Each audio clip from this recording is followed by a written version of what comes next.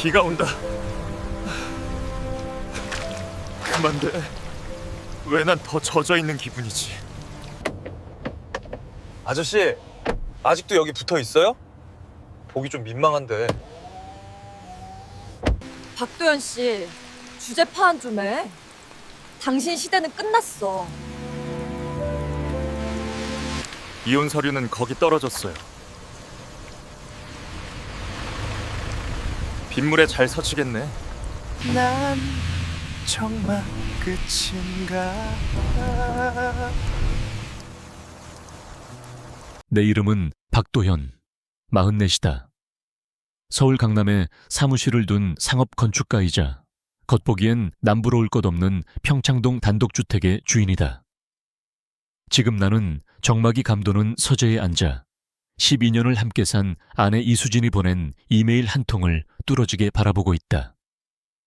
수진은 힐링을 하겠다며 제주도의 웰니스 리조트로 요가 수련을 떠난 상태였다. 메일 발송 시각은 밤 11시 22분. 제목도 없이 날아온 메일의 본문은 간결했다. 당신 유산, 내 개인 계좌로 옮겼어. 이게 우리 둘한테 더 나은 길이야. 첨부된 사진 한 장이 모니터 화면을 채웠다. 초점은 흐릿했지만 내용은 명확했다. 제주도의 붉은 석양을 등진 펜션 발코니, 와인잔을 든 수진, 그리고 덥수룩한 수염을 기른 낯선 남자. 사진 속 그녀의 미소는 지난 수년 동안 내게 보여준 적 없는 생기가 넘치는 낯선 것이었다. 노트북을 덮어버렸다. 주방으로 걸어가 냉수 한 잔을 따랐다. 3년 전 여름, 우리가 함께 리모델링했던 뒷마당이 통유리창 너머로 보였다. 내가 직접 땀 흘려 깔았던 디딤돌, 수진이 그 가장자리를 따라 심었던 수국들. 그 모든 노동과 시간은 결국 돌아올 생각조차 없는 여자를 위한 헛수고였던 셈이다. 그녀가 가져갔다고 믿고 있는 그 돈, 정자 고모가 나에게 남긴 6억 원은 단순한 현금 덩어리가 아니었다. 14살에 부모를 잃고 고아가 된 나를 거두어 주신 분, 병원 간호조무사로 2교대 근무를 뛰며 나의 대학 등록금을 대주신 분, 그리고 오래도록 남을 무언가를 지어라 라는 짧은 쪽지 한 장과 함께 평생 모은 전 재산을 내게 남기고 떠난 분의 피와 땀이었다. 휴대폰을 확인했다. 부재중 전화도, 메일을 받느냐는 문자도 없었다. 마치 이미 새로운 인생으로 갈아탄 사람처럼 철저한 침묵뿐이었다. 사실 징조는 몇 달 전부터 차고 넘쳤다. 제주도로 떠나는 요가 수련은 점점 잦아졌다. 처음엔 1박 2일이던 것이 3박 4일이 되고 급기야 일주일짜리 장기 체류로 변해갔다. 식탁 위 그녀의 휴대폰은 언제나 액정이 바닥을 향해 엎어져 있었고 비밀번호는 수시로 바뀌었으며 우리 사이의 대화는 단답형으로 짧아졌다. 결정적으로 수진은 유산에 대해 묘하게 집요한 질문을 던졌다. 돈이 정확히 어느 은행에 있는지, 계좌는 어떻게 분산되어 있는지, 포트폴리오를 다양화해야 하지 않겠느냐는 둥. 나는 그저 고개를 끄덕이며 생각해보겠다고 둘러댔었다. 다시 노트북을 열어 메일을 읽었다. 인사말도 내 이름조차 부르지 않은 그 무례한 통보와 도둑질 선언. 나는 딱 6글자를 답장으로 쳐넣었다. 알려주어서 고맙네. 노트북을 덮고 물을 다 마신 뒤 침실로 향했다. 내일은 긴 하루가 될 것이다. 킹사이즈 침대에 홀로 누웠을 때 응당 느껴야 할 분노나 배신감 대신 묘한 안도감이 밀려왔다.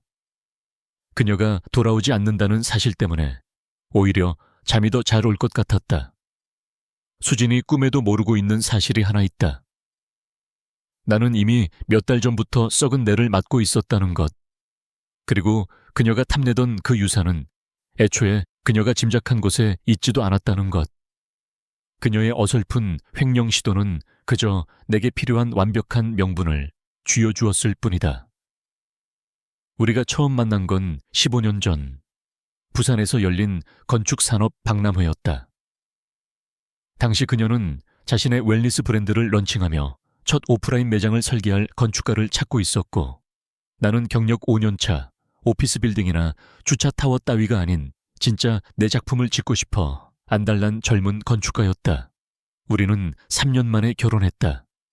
내 건축 사무소가 자리 잡은 서울에 터를 잡았고, 그녀가 늘 원했던 넓은 테라스가 딸린 평창동 단독주택을 샀다. 아이는 없었다. 그녀의 선택이었다. 내 사업이 내 아이야. 그녀의 말에 나는 동의했다. 내게도 내 건물들이 자식이었으니까. 8년 동안 우리는 꽤 괜찮은 파트너였다. 나는 설계를 했고 그녀는 유기농 제품과 웰니스 프로그램을 팔았다. 함께 여행을 다녔고 지인들을 불러 홈파티를 열었다. 서류상으로나 남들 눈으로나 우리는 완벽한 부부였다. 균열은 정자고모가 쓰러지면서 시작됐다. 췌장암이었다. 빠르고 무자비했다. 나는 6개월간 일을 줄이고 서울 아산병원 병실을 지켰다. 수지는 딱 2번 병문안을 왔다. 난 병원 냄새가 싫어. 우울해지잖아. 나는 굳이 강요하지 않았다. 고모가 돌아가시고 모든 재산을 내게 남겼을 때 나조차도 그 금액에 놀랐다. 평생 허리띠를 졸라매고 보수적인 투자를 해오셨던 줄은 몰랐으니까. 수진도 놀란 눈치였다. 그리고 갑자기 우리 재무계획에 지대한 관심을 보이기 시작했다. 이 돈 우리 사업 확장하는 데 쓰는 게 좋지 않을까. 어느 날 저녁 식사 자리에서 그녀가 넌지시 던진 말이었다. 우리 사업이라고 했지만 실상은 그녀의 사업을 의미했다. 나는 고모가 원하시는 대로 써야 한다며 말을 돌렸다. 그것이 첫 번째 금이 간 순간이었다. 작지만 선명한 균열. 그 후로 모든 것이 빠르게 어긋났다. 수지는 시장 조사와 공급업체 미팅을 핑계로 출장이 잦아졌다. 통화는 짧아졌고 수화기 너머로 들리던 낯선 목소리들은 내가 누구냐고 물으면 뚝 끊겼다. 어느 오후 옆집 사는 김 선생님이 떡을 돌리러 오셨다가 무심코 말을 꺼냈다. 지난주에 부인 내리는 거 봤는데 늦은 시간이더구만. 차가 아주 좋아 보이던데. 박 사장은 출장 중이었지? 나는 대전으로 3일간 출장을 갔던 참이었다. 네, 뭐 그렇습니다. 나는 김 선생님이 건넨 떡을 받으며 대수롭지 않게 넘겼지만 머릿속에는 경고등이 켜졌다. 그 뒤로 뱅킹 앱들이 잠기기 시작했다. 한 번도 잠가둔 적 없던 앱들이었다. 재정에 대해 구체적인 질문을 하면 그녀는 예민하게 반응하며 대화를 끊어버렸다. 어느 날 밤 뒷마당에서 통화 중인 그녀를 목격했다. 나한테는 더 이상 들려주지 않는 낮은 목소리로 웃고 있었다. 아, 스튜디오의 최 실장이야. 안으로 들어오며 그녀가 말했다. 최 실장은 이미 8개월 전에 퇴사한 직원이었다. 나는 정정해 주는 대신 고개만 끄덕이고 그녀가 와인 잔을 채우고 화제를 돌리는 모습을 지켜봤다. 우리 관계의 기초는 이미 무너져 내리고 있었고 그 사실을 직시하고 있는 건 오직 나 하나뿐이었다. 수진이 마지막이 될 제주도 수련을 떠나기 2주 전 회사 자산관리자인 최민석 이사에게서 연락이 왔다. 대표님, 누군가 신탁계좌 정보에 접근하려고 시도했습니다.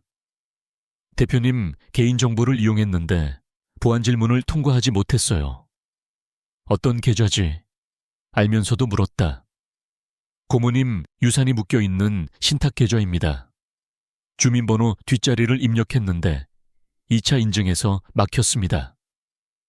전화를 끊고 한참 동안 서재 의자에 파묻혀 있었다. 그날 밤 수지는 눈도 마주치지 않은 채 넌지시 말했다. 우리 계좌들 좀 정리하는 게 어때? 로그인 정보가 너무 많아서 복잡하잖아. 하나로 합치는 게 효율적일 것 같아. 당신 말이 일리가 있네. 최 이사한테 알아보라고 할게. 다음 날 나는 즉시 고모의 유언 집행을 맡았던 강지혜 변호사를 만났다. 감정을 배제하고 사실관계만 털어놓았다. 강 변호사는 차가운 표정으로 말했다. 고모님이 유언 대용 신탁 I Irrevocable Trust를 설정하신 건 신의 한 수였네요. 이혼하더라도 재산 분할 대상에서 제외될 뿐만 아니라 배우자라도 승인 없이 손을 댔다면 명백한 금융 사기입니다. 나는 고개를 끄덕였다. 모든 기록 남겨주십시오. 그리고 신탁에 대한 어떤 접근이나 변경 시도도 즉시 알림이 오도록 조치해 주세요. 집으로 돌아오니 수지는 짐을 싸고 있었다. 현관에서 건성으로 입을 맞추며 그녀가 말했다. 이번엔 좀 길어질 수도 있어. 수련에 깊이 집중하고 싶어서. 나는 트렁크에 짐 싣는 걸 도와주고 그녀의 차가 멀어지는 것을 지켜봤다. 다시 집으로 들어와 노트북을 켰다. 그녀의 문자나 통화 기록을 뒤질 생각은 없었다. 대신 우리가 공유해서 쓰는 클라우드 저장소를 열었다. 홈 인테리어 아이디어라는 폴더, 올해의 초 리모델링을 상의하며 만들었던 폴더였다. 그곳에 내가 찾던 것이 있었다. 그녀가 미처 지우지 못한 혹은 옮기는 걸 깜빡한 파일들, 내 계좌 내역 스크린샷, 이체 한도 설정법에 대한 메모, 그리고 화이트보드에 적힌 숫자들. 내 유산 총액에서 20%를 뺀 금액 옆에는 이체 수수료 및 세탁 비용이라는 메모가 적혀 있었다. 그녀는 몇 달 전부터 치밀하게 계획하고 있었던 것이다. 폴더를 닫고 집 안을 둘러봤다. 우리가 행복한 부부를 연기하기 위해 신중하게 고른 가구와 예술품들이 놓여 있었다. 분노나 슬픔보다는 차라리 명료한 감각이 깨어났다. 지난 수년간의 결혼 생활이 무엇이었는지 비로소 보였다. 더 수익성 좋은 기회가 생겨서 파기해버리는 비즈니스 계약, 딱 그 정도였던 거다. 그날 밤은 손님방에서 잤고 다음날 아침부터 움직이기 시작했다. 5일 뒤 그녀의 메일이 도착했을 때 나는 이미 모든 덫을 쳐놓은 상태였다. 메일을 받고 나서도 24시간을 기다렸다. 감정적인 대응은 하수나 하는 짓이다. 나는 차분하게 절차를 밟았다. 최 이사와 강 변호사에게 수진의 메일을 전달하며 짧게 덧붙였다. 증거 확보 요청. 두 사람 모두 군더더기 없이 확인했다는 답을 보냈다. 그리고 강 변호사가 추천해준 이혼 전문 오재원 변호사에게 전화를 걸었다. 그날 오후 미팅이 잡혔다. 정오쯤 되자 수진에게서 문자가 왔다. 메일 봤어? 몇 분 뒤 다시 문자가 왔다. 네, 그게 할 말의 전부입니까? 나는 답장 대신 시내에 있는 오 변호사의 사무실로 차를 몰았다. 화상으로 연결된 강 변호사가 말했다. 이체 시도 자체가 서류상 흔적을 남깁니다. 자금은 상속재산이라 부부 공동자산과 섞인 적이 없고 신탁으로 보호되어 있으며 본인이 무단 접근을 시인하는 메일까지 보냈으니 이건 승소할 수밖에 없는 게임입니다. 오 변호사가 덧붙였다. 즉시 이혼 소송 제기하시죠. 사유는 부정행위 및 금융 사기 시도. 한국은 유책주의니까 이 정도 증거면 상대방은 위자료는커녕 몸만 나가야 할 겁니다. 나는 서류에 서명하고 사무실을 나왔다. 오후 4시 30분 수진에게서 전화가 왔다. 당신 정말 유치하게 이럴 거야? 인사도 안부도 생략한 채 그녀가 쏘아붙였다. 이거 이렇게 어렵게 갈 필요 없어. 동감이야. 내가 담담하게 대꾸했다. 그럼 어른답게 처리해. 돈은 이미 옮겼어. 소송 걸어봤자 변호사 비용으로 돈만 더 깨질 거야. 나는 짐짓 화제를 돌렸다. 지금 어디 묵고 있어? 그녀가 당황한 듯 잠시 멈칫했다. 그게 뭐가 중요해? 그냥 이제 당신 집이 어딘지 궁금해서. 박도현, 집중해. 재산 분할 정리해야지. 내 변호사가 합의서 작성 중이야. 서로 깔끔하게 끝내는 게 좋아. 변호사가 누구지? 윤석호 변호사님. 이미 서류 검토 중이셔. 이름을 메모했다. 도움이 되네. 고마워. 듣고는 있는 거야. 어렵게 가지 말자고. 그래, 깔끔한 게 좋지. 전화를 끊자마자 오 변호사에게 윤석호 변호사의 정보를 넘겼다. 그리고 수진에게 문자를 보냈다. 생각할 시간이 좀 필요해. 정리되면 연락할게. 답장은 즉각적이었다. 너무 오래 끌지 마. 금요일까지 서류 준비될 거야. 금요일이라 3일 남았다. 타이밍 한번 기가 막히네. 저녁 6시 강 변호사에게서 연락이 왔다. 오늘 신탁 계좌에서 3번의 이체 시도가 포착됐습니다. 시스템이 전부 차단하고 기록했습니다. 접속 IP, 로그인 시도 시간, 위치까지 전부요. 메일 보낸 곳과 일치합니다. 제주도 서귀포시, 리조트가 아니라 일반 주택단지 IP네요. 강 변호사가 잠시 뜸을 들였다. 더 있습니다. 지난달에 댁 내 와이파이로 접속해서 신탁 계좌의 상세 정보와 이체 프로토콜을 외부로 빼돌린 기록도 나왔습니다. 기기 고유, 식별 번호도 확보했습니다. 전화를 끊고 텅 빈 집을 걸었다. 이제 이곳은 집이라기보다는 범죄 현장처럼 느껴졌다. 주방에서 15주년 결혼기념일에 따려고 아껴뒀던 발렌타인 21년산을 꺼냈다. 언더락잔에 가득 따랐다. 수지는 자신이 덫을 놓았다고 생각하겠지만 실상은 제 발로 호랑이 굴에 들어온 꼴이었다. 다음 날 아침 윤석호 변호사가 전화를 걸어왔다. 목소리에는 조심스러운 기색이 역력했다. 박도연 선생님, 부인 되시는 분의 의뢰를 받았습니다. 원만하게 합의할 의사가 있다고 들었는데요. 제 아내가 그렇게 말하던가요? 상황을 이해하고 계신다고. 어떤 상황을 말씀하시는 거죠? 그가 잠시 머뭇거렸다. 재산 분할, 그리고 최근의 유산 자금 관련해서 말입니다. 그 자금에 대한 증거 서류는 보셨습니까? 3개월 전 잔고 증명서를 받았습니다. 그렇군요. 나는 목소리의 톤을 일정하게 유지했다. 혹시 그 유산의 법적 구조에 대해서도 들으셨습니까? 고모님이 설정한 유언 대용 신탁, 그리고 제 아내가 주장하는 이체가 법적으로 불가능하다는 사실 말입니다. 침묵이 흘렀다. 윤 변호사님, 진행하시기 전에 의뢰인이 제공한 정보를 다시 확인하시는 게 좋을 겁니다.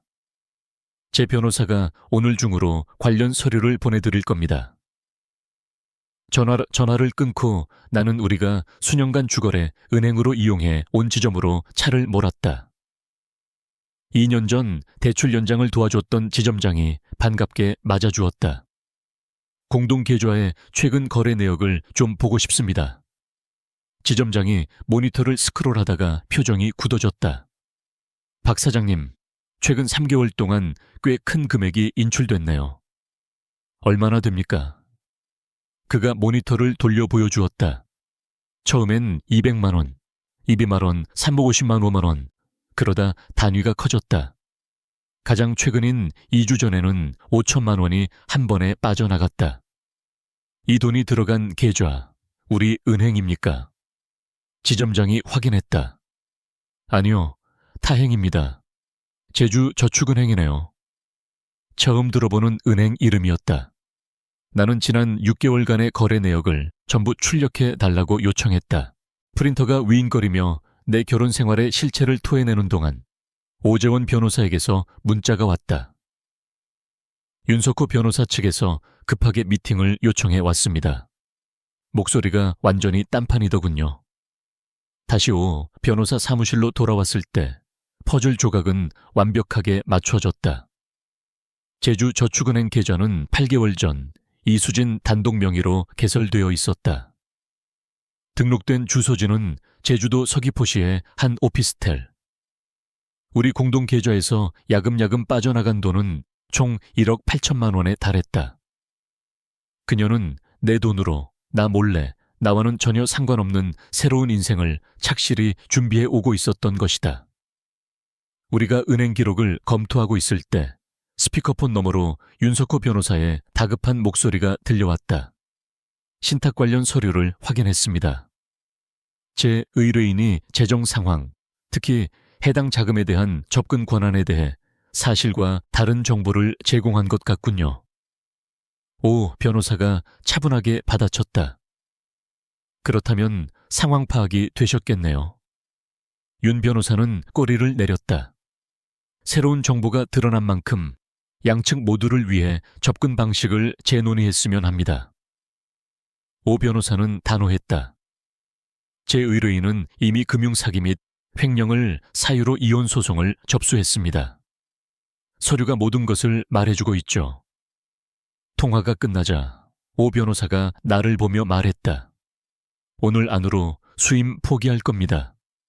어떤 제정신인 변호사가 이런 명백한 사기 사건에 연루되고 싶겠습니까? 공동계좌에서 가져간 돈은 어떻게 합니까? 내가 물었다. 소송가에게 포함시켜야죠. 판사 앞에서 설명하게 만듭시다. 왜 남편 몰래 제주도에 거처를 마련하고 공동재산을 조직적으로 빼돌렸는지. 나는 고개를 끄덕였지만 가슴 한구석이 텅 빈 것처럼 공허했다. 이건 우발적인 일탈이 아니었다. 그녀는 내 옆에서 자고 밥을 먹고 미래를 이야기하면서 지난 몇 달간 이 배신을 치밀하게 계산해 왔던 것이다. 한 가지 더. 내가 입을 열었다. 그놈이 누군지 알아야겠습니다. 소송 때문도 아니고 멱살 잡으려는 것도 아닙니다. 그저 내가 쌓아 올렸다고 믿었던 인생이 무너지는 동안 내가 뭘 놓치고 있었는지 알고 싶을 뿐입니다. 그날 저녁 퀵서비스 기사가 서류 봉투 하나를 건네주고 갔다. 윤석호 변호사가 이수진의 변호를 공식적으로 사임한다는 통지서였다. 오 변호사의 메모가 붙어 있었다. 첫 번째 도미노. 몇 분 뒤 휴대폰 액정에 이수진 세 글자가 떴다. 나는 받지 않았다. 부재중 전화가 세 통 더 찍힌 뒤 문자가 날아왔다. 대체 무슨 짓을 한 거야? 나는 주방 아일랜드 식탁에 앉아 샌드위치를 씹으며 답장하지 않았다. 그때 강지혜 변호사로부터 업데이트라는 제목의 메일이 도착했다. 신탁회사의 조사 결과였다. 지난 3개월간 수차례의 무단 접속 시도가 있었고 IP 주소와 타임스탬프가 포함된 로그 기록이 확보되었다는 내용이었다. 회사는 이 건을 법무팀으로 이관해 형사 고발 여부를 검토 중이라고 했다. 나는 이 모든 자료를 오 변호사에게 전달했다. 밤 9시가 넘어서 수진에게 다시 문자가 왔다. 지금 당장 얘기해. 나는 답했다. 새 변호사 선임하면 그 사람 통해서 해. 당신 완전히 오버하고 있어. 그 메일은 그냥 홧김에 쓴 거야. 실제로 돈을 옮긴 것도 아니잖아. 접속 로그 기록은 다른 말을 하던데. 긴 침묵이 흘렀다. 무슨 로그 기록? 나는 대답 대신 질문을 던졌다. 그놈 누구야? 20분이 지났다. 마침내 답이 왔다. 그 사람은 상관없어. 이름. 또다시 긴 침묵. 김준호. 하지만 정말 중요한 사람 아니야. 그냥 내가 힘들 때 도와주는 친구일 뿐이라고. 성 엑싱 말예 말고 풀네임. 김준호. 나는 더 이상 대꾸하지 않고 이름을 검색했다. 제주도 서귀포시에서 요가 스튜디오를 운영하는 강사 김준호. 링크드인 프로필을 보니 여의도 증권가 출신이었다. 3년 전 진정한 내면의 연결을 찾겠다며 금융계를 떠난 인물. 뻔하디 뻔한 스토리였다. 다음 날 아침 나는 옆집 김 선생님을 찾아갔다. 선생님, 지난번에 제 채워 내려줬다는 그 남자 다시 보면 알아보시겠습니까? 김 선생님은 천천히 고개를 끄덕였다. 키가 크고 수염이 있었지. 쥐색 테슬라를 몰았고. 나는 이메일에 첨부되었던 그 흐릿한 사진을 보여주었다. 이 사람입니까? 노인은 눈을 가늘게 뜨고 사진을 들여다보았다. 맞네, 이 친구야. 박 사장 출장 갔을 때 대여섯 번은 왔었지. 나는 감사를 표하고 진술서를 부탁했다. 그는 망설임 없이 동의했다. 오전 11시 오 변호사에게서 전화가 왔다. 골치 아픈 소식입니다. 부인이 한창수 변호사를 선임했습니다. 한창수, 이혼 소송판에서 악귀로 소문난 인간이었다.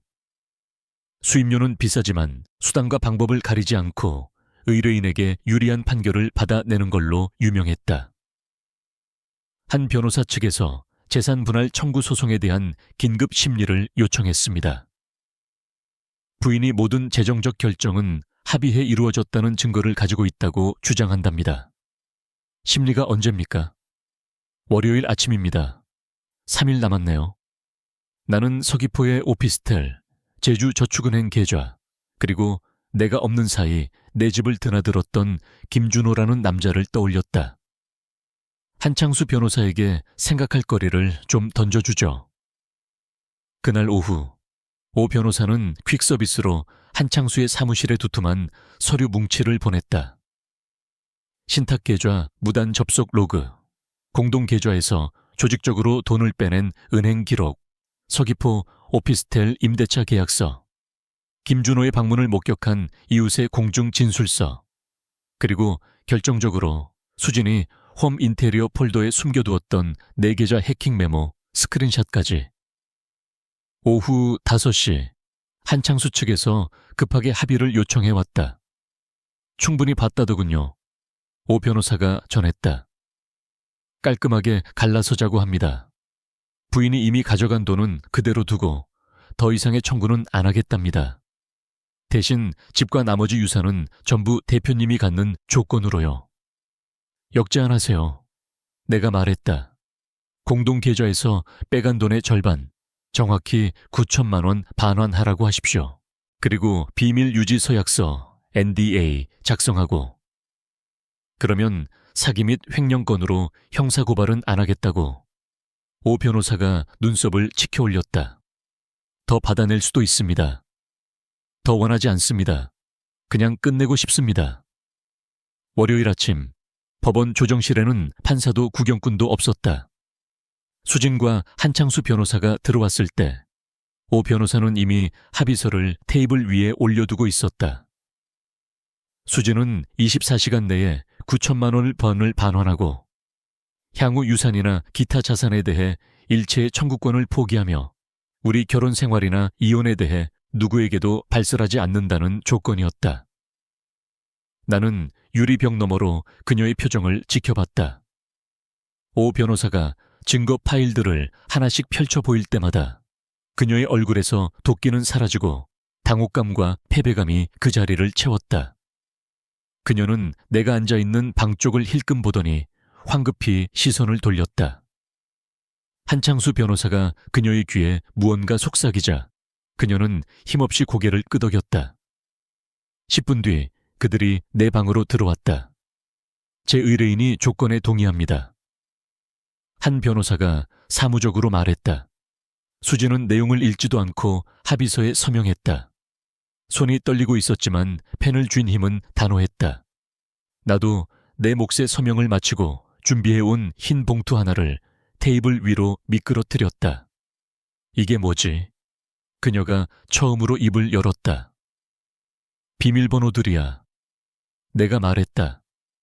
클라우드 저장소, 집 보안 시스템, 당신이 두고 간 것들을 챙기는데 필요할 모든 것들. 그녀의 눈이 마침내 내 눈과 마주쳤다. 분노나 승리감을 찾는 듯 했지만 내 눈에 담긴 건 그저 깊은 피로감뿐이었다. 그녀는 내가 알던 그 누구보다 길 잃은 아이처럼 보였다. 돈 때문이 아니었어, 수진아. 내가 조용히 말했다. 차라리 돈 때문이었으면 더 쉬웠을 텐데. 한 변호사가 그녀의 팔꿈치를 잡아 일으켰다. 그녀는 봉투를 움켜쥔 채 뒤도 돌아보지 않고 나갔다. 6개월 뒤 나는 평창동 집을 팔았다. 너무 많은 빈방들, 덧칠해 지워버리기엔 너무 많은 기억들이 구석구석 박혀 있었다. 새 주인은 쌍둥이를 키우는 젊은 부부였는데 수진이 그토록 원했던 테라스와 내가 깐 디딤돌을 무척 마음에 들어했다. 나는 회사와 가까운 성수동의 주상복합 오피스텔로 이사했다. 가구는 최소한으로 줄였고 짐도 거의 남기지 않았다. 강 변호사의 도움을 받아 고모의 유산을 건축학 전공 학생들을 위한 장학재단으로 전환했다. 첫 번째 장학생은 해남 땅끝 마을 출신의 17살 여학생이었다. 치유하는 공간을 주제로 쓴 그녀의 에세이는 선정위원들의 마음을 울렸다. 고모님이 보셨으면 아주 좋아하셨을 거예요. 장학금 수여식 날 강 변호사가 말했다. 나는 종종 고모를 생각했다. 가치 있는 무언가를 짓기 위해서는 비전과 경계심, 이 두 가지가 동등하게 필요하다던 그분의 투박한 지혜를. 어느 오후 오피스텔 로비 우편함에서 발신인 없는 편지 봉투를 발견했다. 안에는 정확히 9천만 원짜리 수표 한 장과 짧은 메모가 들어있었다. 나머지 빚이야. 서명은 없었지만 필요하지도 않았다. 그날 저녁 나는 한강변으로 걸어 나갔다. 언젠가 수진과 함께 웰니스 공간을 짓자며 꿈을 꾸었던 곳. 내가 설계하고 그녀가 운영하는 우리 결혼 생활보다 훨씬 먼저 죽어버린 그 꿈의 장소. 나는 벤치에 앉아 강물 위를 미끄러지듯 지나가는 유람선을 바라보았다. 수표는 여전히 내 재킷 안주머니에 있었다. 내일이면 재단 계좌로 입금될 것이다. 또 다른 장학금, 또 다른 누군가가 튼튼한 무언가를 지을 기회. 주머니 속 휴대폰이 진동했다. 최 이사였다. 저녁 약속 7시 맞으시죠? 말씀드린 그 건축가 데려갑니다. 시계를 봤다. 집까지 걸어가서 옷을 갈아입고 식당으로 가기에 딱 알맞은 시간이었다. 그리고 다가올 그 무엇이든 예 라고 대답하기에 딱 알맞은 시간이었다. 나는 답장을 보내고 어둠이 내려앉는 서울의 저녁을 마주하고 섰다. 때로는 배신에 대한 가장 강력한 복수는 복수가 아니다. 그것은 무너진 자리에 다시 더 단단하게 짓는 것이다.